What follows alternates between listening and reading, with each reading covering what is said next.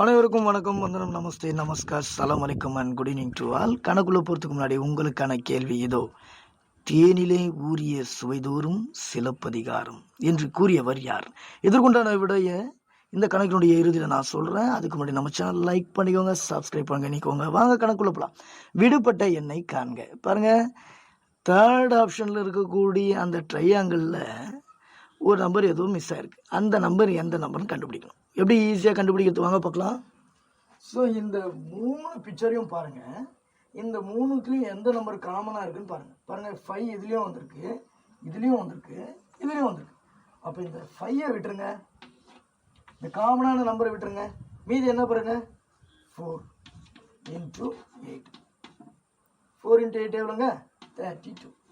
Next picture பாருங்கள், 3 × 10 எவ்வளோங்க? 30.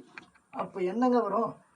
7 × 3 = 21. So answer என்னங்க இங்கே? 21.